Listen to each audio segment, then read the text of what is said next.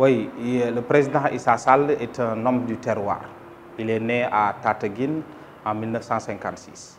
Et après son séjour dans son village natal, après avoir fréquenté l'école primaire, il est parti à Saint-Louis au lycée Charles de Gaulle où il a eu son bac mention bien en série C. Et après cela, il est revenu à Dakar, à l'université, pour faire ses études en informatique, technologie, etc. C'est après ça où qu'il est parti aux États-Unis faire sa thèse en technologie. Et il est revenu au Sénégal. Il a occupé beaucoup de postes de responsabilité dans ce pays. Et aussi avant de créer son université, l'Université du Sahel, avant aussi de devenir le coordinateur national du parti et le candidat du parti. Donc pourquoi le choix? C'est un homme de valeur, c'est un homme d'éthique, c'est un travailleur né et puis c'est un homme résolument tourné, qui a un regard, je ne dirais pas un regard rêveur, mais un regard expressément tourné vers l'avenir, vers le futur. Il aime profondément le travail, il aime profondément le Sénégal et il est extrêmement généreux. D'abord, Issa Sall, c'est un ami de plus de 40 ans.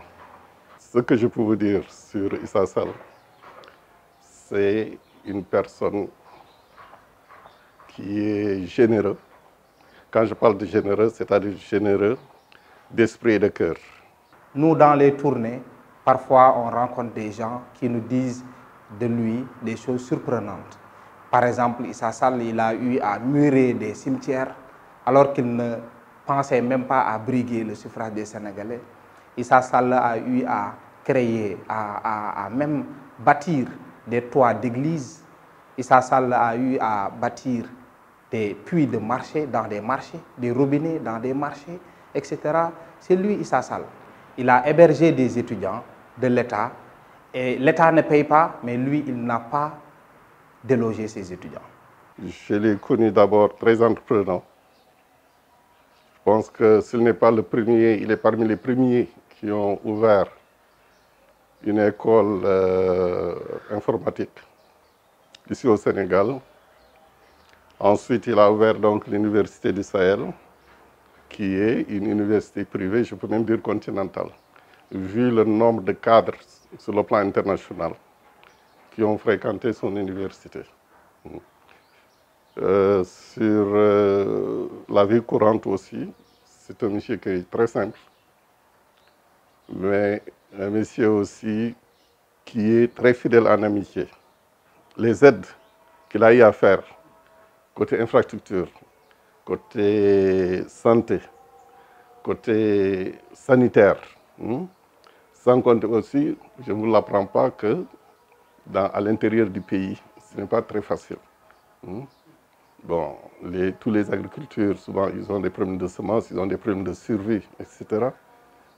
Mais ils préfèrent souvent, sauf cas exceptionnel, aller à côté donc de cette population, de sa commune, des communes environnantes, parce que j'ai eu à faire une tournée au niveau des communes environnantes où il a été beaucoup remercié sur les dons qu'il a eu à faire. Donc vraiment, c'est quelqu'un qui partage. C'est quelqu'un de très véridique et qui aime aussi le débat d'idées. Mais si par exemple, c'est un homme de principe, mais si toutefois aussi vous arrivez à lui proposer des idées qui sont beaucoup plus intéressantes, il se plie à votre décision. Il croit profondément à ses valeurs, à ses idéaux. Par exemple, c'est un homme qui se lève tous les jours à 5 heures du matin.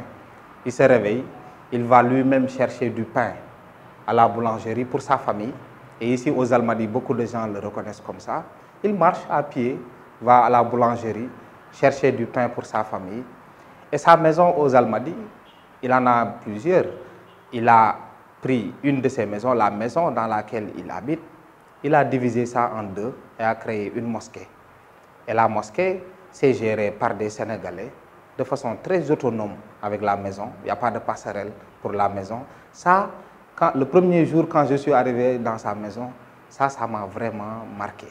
Vous savez, avec Issa Sall, nous sommes en train de révolutionner le charisme en politique.